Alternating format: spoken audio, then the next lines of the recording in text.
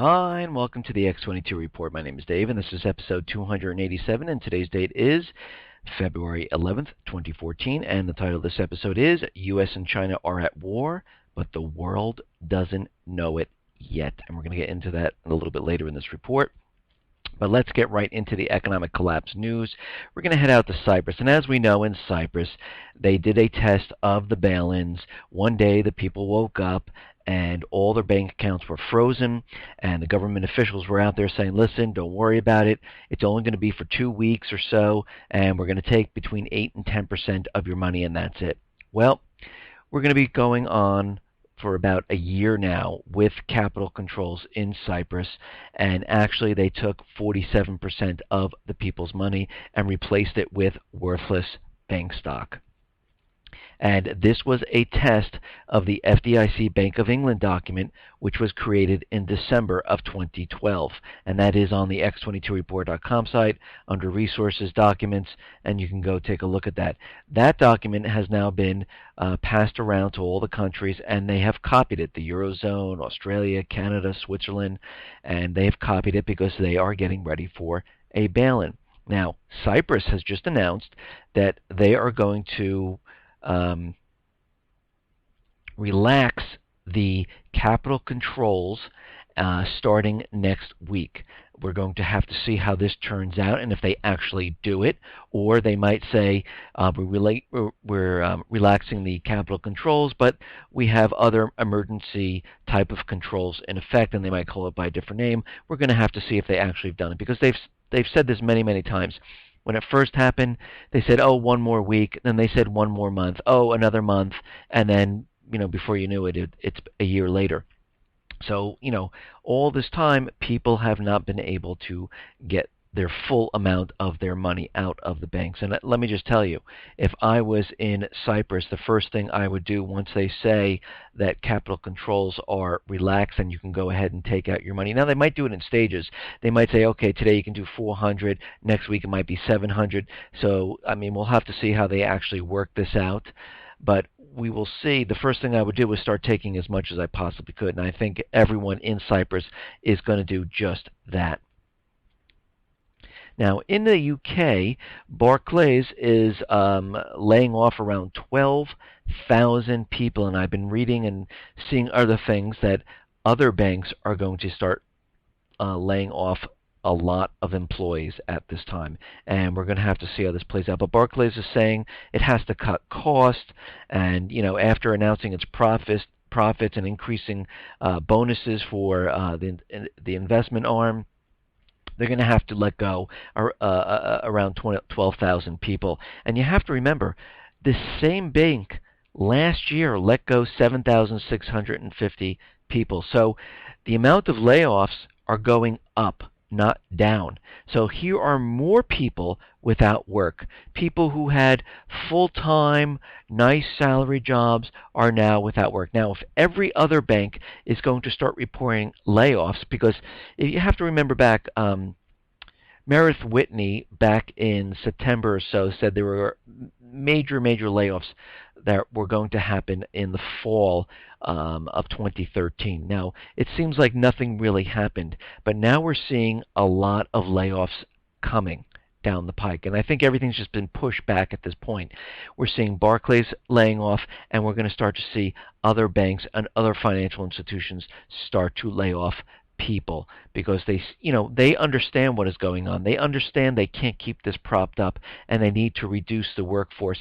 But again, where are all these people going to get work? Where are they going to look for jobs? They're not going to find it out there, because if everyone else is laying off, there is no place for them to go. And this is what we saw in 2008. All those banks and all those financial institutions that were just laying off, there was no place to go. And, this is why you have underemployment. This is why the employment rate is really around 30-37%, because when there's no place to go, you can't find work. And if you can't find what you were doing, you find jobs that pay less, or part-time work, and you work in that. And that's why underemployment is so high and unemployment is so high right now. And if we really look at the economy, and I know the illusion is out there that everything is going well, the market's back up, and all eyes on the S&P. They're all talking about the S&P going to 1900. They're all looking at the Dow and it's going up again, and everyone is saying, "Ooh, look, the economy is still strong. The unemployment rate's coming down to 6.6%, then it'll probably come down even lower." Again, it is hard to look through this illusion, but it is an illusion. All these calculations have been manipulated to make you believe that we are in a recovery. And again, they have to keep telling us that we're in a recovery. The president goes out there, we're in a recovery. All the financial institutions are out there saying we're in a recovery. But if you look past that, you can see what's really going on. We see it by the retail sales. We see it by the real estate sales and the amount of mortgages that are being applied. People that are applying for these mortgages, and they're down by 66%.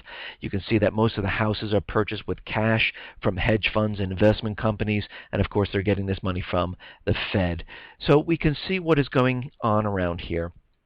And we can see that things are not going well. And if you really look, and we look through all this, we can see that wholesale inventories have missed expectations and rose at their slowest rate since July 2013 at a mere 0.3%. And we also have to realize that the wholesale inventory growth is the second slowest in a decade. Now, as we can see, the gold manipulation is going on. They continually push down gold. Every time it starts to move up a little bit, they push it back down. But if we look at what's going on around the world, at these cheap, inexpensive prices, gold demand is way up. In Dubai, gold jewelers just reported the strongest gold sales in 7 years. India reported that silver bullion imports hit a 5-year record from April 2013 to January 2014.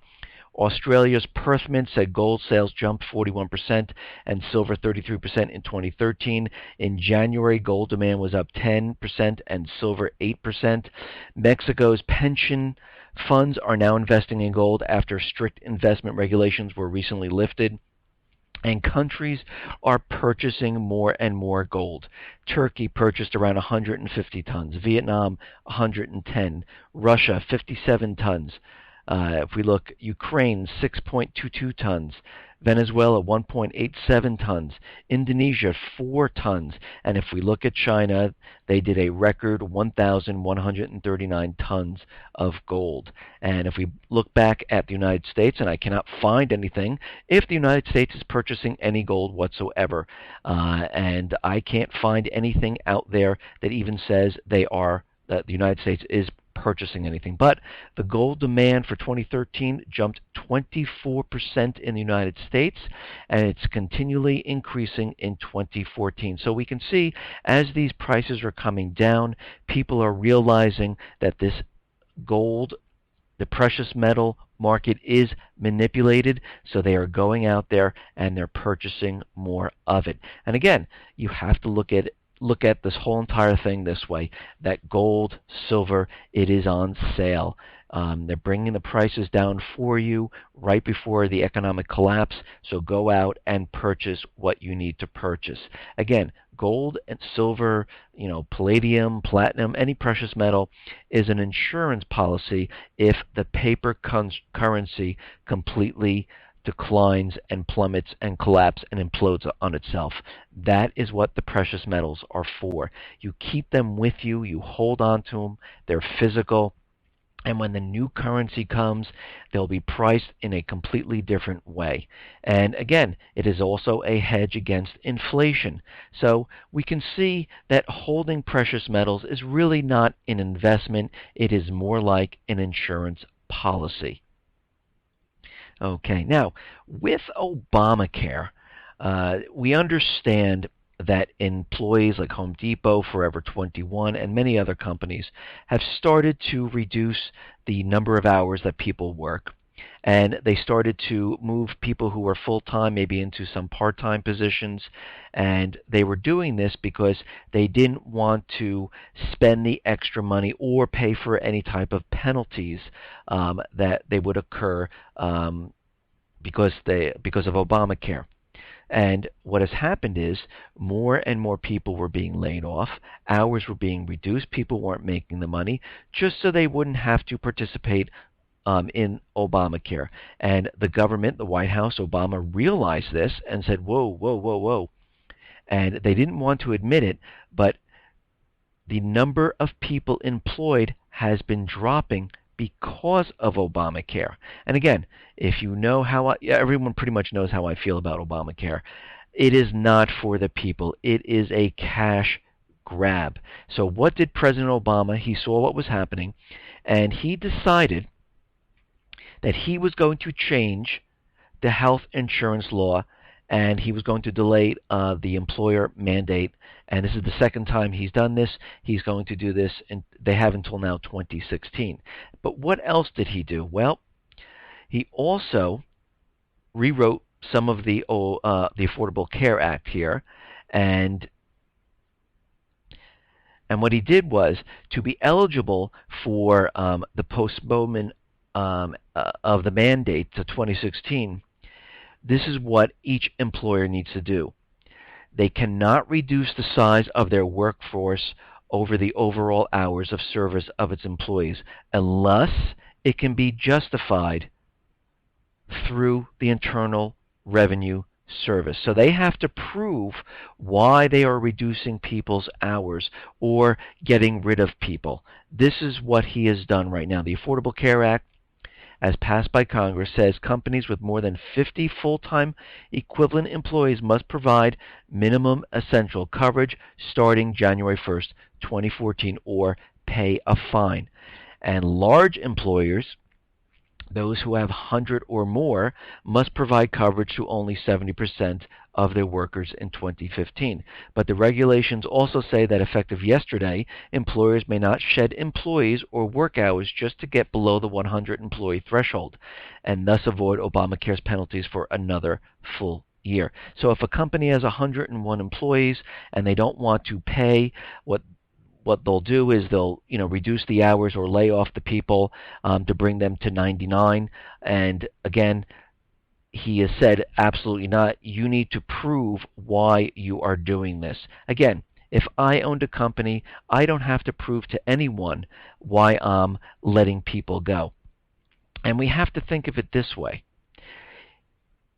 Obama introduced Obamacare, making it mandatory for you to get insurance for all the employees or pay a fine. So, of course, as a business person, they're going to say, okay, how much is the fine? How much of the employees can we, reduce it by 2 or 3 people, reduce the hours? And those companies adjusted. Now they don't want them to do this. Why? Why don't they want? And everyone's thinking like, oh, it's because of the people. No, that's not why. Because the companies can always put the expense back on the people if they wanted to. They don't, or they can make them pay half for Obamacare because Obamacare is pretty much more expensive than anything else, and the policies that he's offering are not as good as other policies because they have very high deductibles.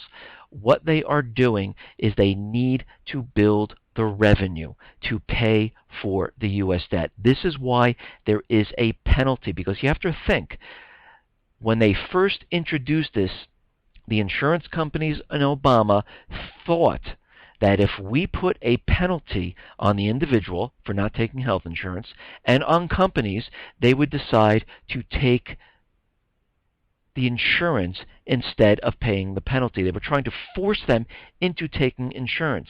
And what they found was that the youth, where they thought, since they don't have a lot of illnesses and they don't get sick that often, they would be the base of Obamacare, and they would be paying the premiums to pay for the older folks who get sick quite much more than younger people. They run into problems as you get older. And what happened was, since the youth of America can't find work, they decided, the penalty of 1% of nothing is nothing. The penalty of 2% of nothing is nothing. Or whatever, part-time money they're making, I'd rather just pay the penalty than pay for health insurance at this point. So insurance companies are seeing that they're not bringing in the revenue. they decided to put all these penalties to force people into insurance because, again, part of this insurance plan are hidden taxes inside, and revenue goes to the government, and profits go to the insurance companies. And this is the entire system. And what it is a complete cash grab. And this is why they have implemented all of these penalties. This is why he's saying everyone needs to be in, because this whole entire thing does not work for the government and the insurance companies if everyone is not in buying the insurance. And a lot of people who do not have work, who are underemployed with part-time work, or have their salary reduced, they are not going out and buying health insurance. This is the problem right now. And he tried to stop this. And again, they're trying to control every aspect of business.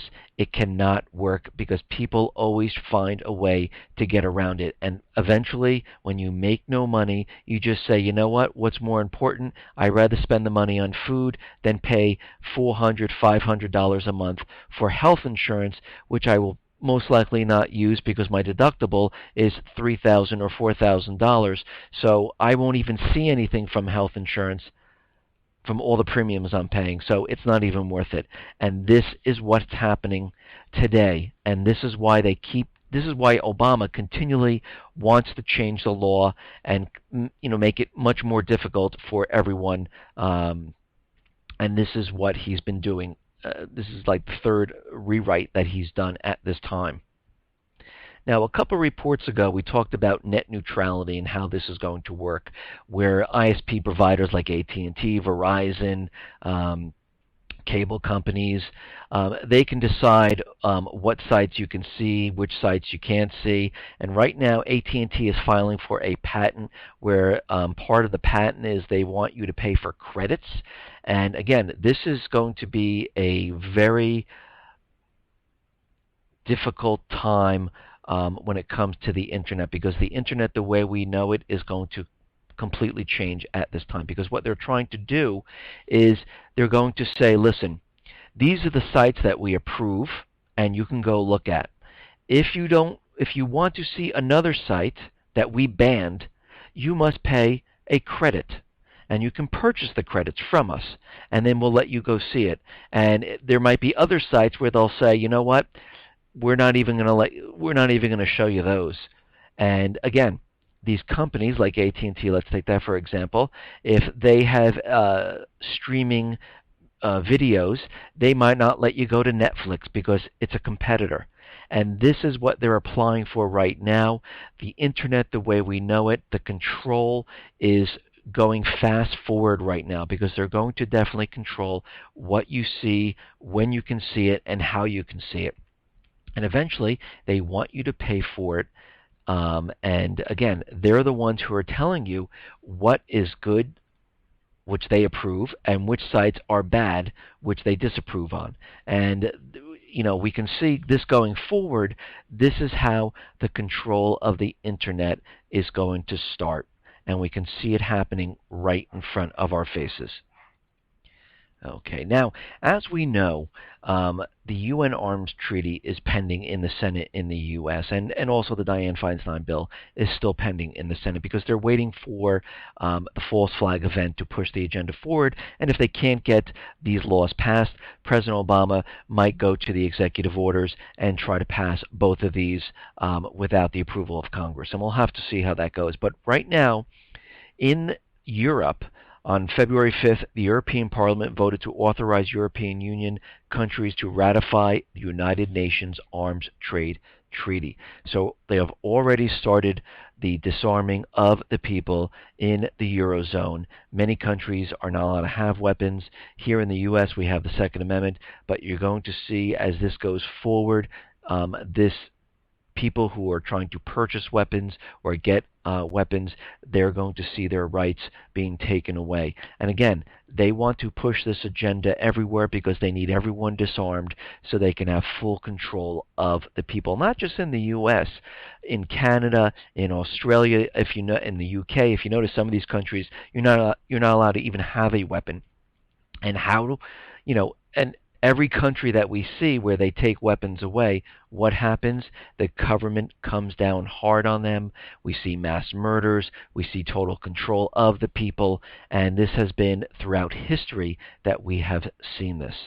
Now, I talk a lot about Afghanistan, and many reports ago I said the U.S. is never ever going to leave Afghanistan. And of course, the U.S. is trying to get President Karzai to sign the bilateral security agreement, and he says absolutely not, because he wants the night raids to stop, where U.S. soldiers can just break into anyone's house, kill anyone they want, and search through their homes for terrorists.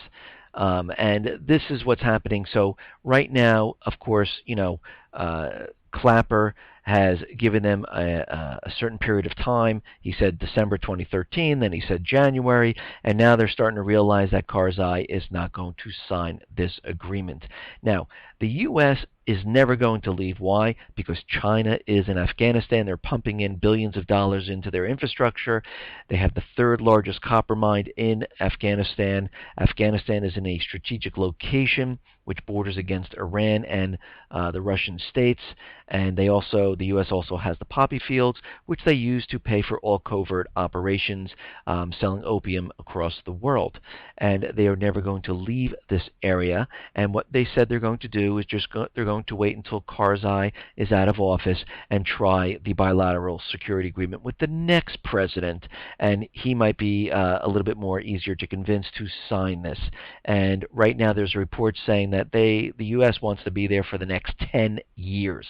Again, because they realize the war is coming. They need this strategic location. They understand that China is there. And if you notice right now, wherever China is, that's where the U.S. is. And there always seems to be some type of little war going on. We see it in the Middle East, in Libya and Lebanon. Guess what? The rebels, China has been pumping in billions of dollars into infrastructure, trying to help the country. The private Western central bankers have a private Western central bank and selling the natural resources using the U.S. dollar. China's on one side, the U.S. is on the other. If you look in Sudan, China's on one side with the rebels, the U.S. is on the other side with the puppet regime. Take a look all over the place. This is what you're seeing. In Kenya, when we had this terrorist attack on the mall, China's on one side, where Kenya's becoming the clearinghouse for the yuan. The U.S. decided to get involved there because they understand that China is there. And we also have to remember there are two countries in Africa that are changing out their U.S. dollar reserves and bringing in the yuan, and most of the other African nations will probably start to follow after that. Now, there is an alert going on about Kim Jong-un's North Korea nuclear test. North Korea is preparing to conduct a nuclear test and launch its largest intercontinental missile in a move likely to trigger a fresh crisis in a region already on high alert. According to South Korean and U.S. intelligence assessments, preparations for the nation's fourth underground nuclear explosion are underway at a testing site in the northeast of the country. And again, this is propaganda. They're building this up because every country that does not have a private Western central bank, they want you to believe that they're going to attack any day. And eventually what will happen is they will be provoked, and eventually something will happen. It will be a false flag event, and they will end up attacking. And they'll say, see, look, they attacked us. See, this is what happens. Now, Obama is out there still telling everyone that the U.S. still retains the right to conduct a military operation in Syria, but he really prefers a political type of settlement in Syria. But if there isn't any, and the situation gets out of hand, the United States still has the right to use a military strike. And he says the situation is very unstable. It is dangerous not only for Syria, but the entire region. And this is coming from Obama. And we know why he's saying this, because they've been building up the propaganda against Assad. The Geneva II is about removing Assad from government and putting in a puppet regime. And what they've been doing is they've been building up the propaganda. Before the Geneva II talks, they started with the war crimes. They started creating reports. They've been telling us there's biological and chemical weapons hidden in the Alawite section of Syria, and they are continually building and building this propaganda because eventually there will be a false flag event. We see the Syrian Electronic Army cyber attacking all the different sites, and eventually what they're going to do is they're going to bring this all home to the U.S. They're telling us there's radicalized people coming from Syria that are already in the U.S., and they are trying to track them because they could be creating bombs, creating terror. They might have plans. And we can see how this is going now. They're also, right now, again, as we know, in peace talks with Iran with their nuclear program, and we know this is a complete illusion. And you have to remember, the private Western central banks and the U.S. government will not go into a country that has nuclear weapons. They will not go into Russia, China, North Korea. This is why we haven't seen them invade them. All the other countries that do not have a nuclear weapon, they will go into. And this is why they continually say that Iran has a nuclear weapon. Oh, they're going to have it 5 months from now, 6 weeks from now, 2 minutes from now. They're continually saying this because they really need to get into Iran to put all their natural resources on the U.S. dollar as a reserve currency. Now, the White House on Monday is drawing the red line, saying with regards to their ballistic missile program, because these ballistic missiles, you could put a nuclear warhead on these missiles, and right now the White House quickly pushed back against what is going on there, and they want to have a discussion about the ballistic missile program, because if Iran does create some type of nuclear bomb, not saying they're going to use it, they will have a tougher time getting into the country, because right now they're trying to infiltrate the banks using this peace deal going on. The IMF is there. They want to set their interest rates. They have the IMF looking into their economic status. They also have Russia there because Iran is making deals with Russia. And again, the Revolutionary Guard has been warning Rouhani about that the U.S., the central bankers, want to remove the government in Iran. If they have a chance, they will take it. And again, we've been seeing the propaganda continually build up against Iran and Syria, because if everything falls apart, what's going to happen is a strike into these countries to take out the governments and to replace the governments with a puppet regime and put all their natural resources on the U.S. dollar as the reserve currency. But we have to remember that Iran and Syria have a pact with each other. If one goes to war, the other one comes to its aid. They also have a pact with China and Russia. So if anything happens, they will get involved, and this is the World War III scenario. Okay, now we understand that China has been making its move into Africa, and the U.S. has always the U.S. always follows, saying there's some type of terrorist attack or terrorist alert. They did it in the Sudan area. We've seen it in the Middle East. And guess what? So what is happening? The U.S. warns of terrorist threat to Uganda capital. The United States has warned a specific terrorist threat to the Uganda capital, saying a group of attackers were looking to strike Uganda capital this month or in March, but without identifying who is behind the actual threat. They're saying that they're ready to strike and they're ready to move. The question is, why? Why all of a sudden is there terrorism in Uganda? The next phase you'll see is that they have to, evacuate the people in the embassy. They're going to put travel advisory up because they're going to go into some type of war. And what is happening right now is that China is pumping in billions and billions of dollars into the infrastructure. The Uganda government has been cozying up to China more so than the U.S. China has been building their infrastructure like expressways, building their agricultural up, building dams for them. And China's relation with Uganda is based on mutual respect. And what we're seeing right now is that China is located in Uganda, in Sudan, in the Middle East, all of these in Afghanistan, almost all these countries, and really at this time, the U.S. is really going to war with China in all of these countries.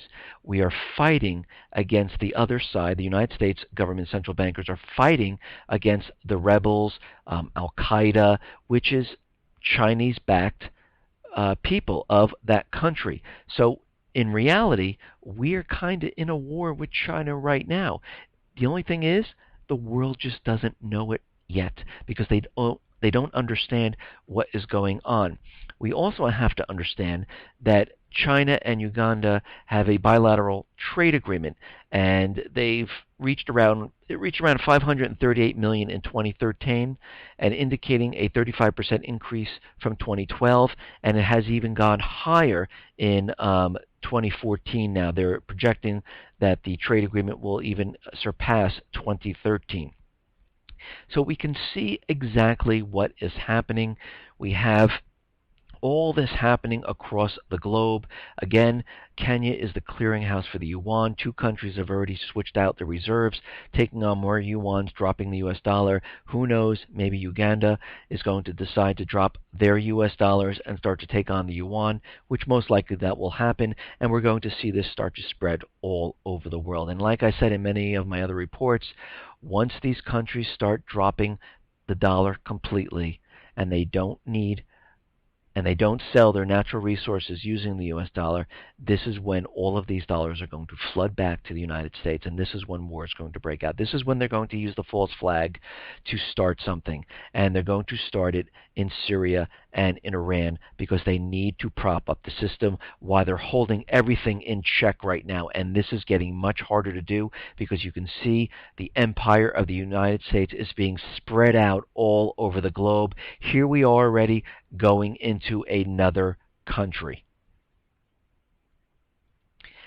Now, we understand when this false flag event comes, it's going to consist of a cyber attack, and this is why we've been seeing so many cyber attacks in the last couple of months.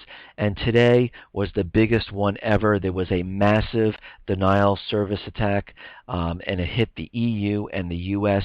A massive DDoS attack hit EU and US-based servers, with security companies reporting it to be even more powerful than last year's Spam House attacks. While the method of attack was not new, Cloudflare warned there are ugly things to come because they understand what's going to happen. More and more cyber attacks until the main event, and the one that's going to be, I'll call it the doomsday cyber attack, which is going to hit the financial institutions, the banks, the stock market. We've already seen glitches in all of this. Going to hit the power infrastructure, and this is when everything comes to a screeching halt.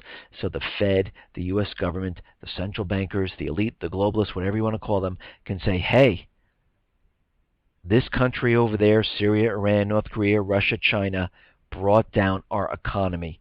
We need to go to war. Right now, to me, it looks like it's going to be Syria, but we'll have to see how this plays out as we go forward. Right now, they're on the path to have some type of false flag using Syria because they've been building up all the propaganda.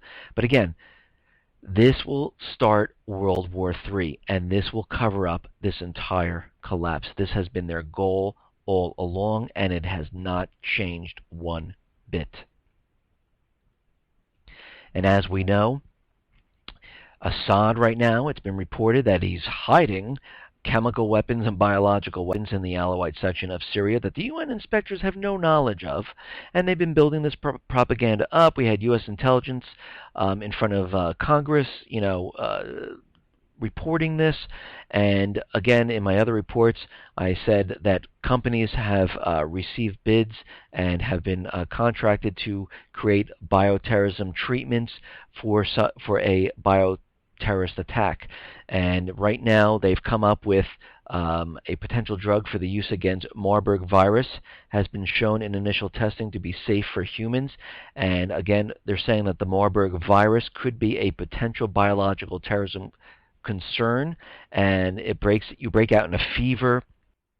And this report goes on to say that the Marburg virus is a fever that can cause death in as many as 9 out of 10 infected people.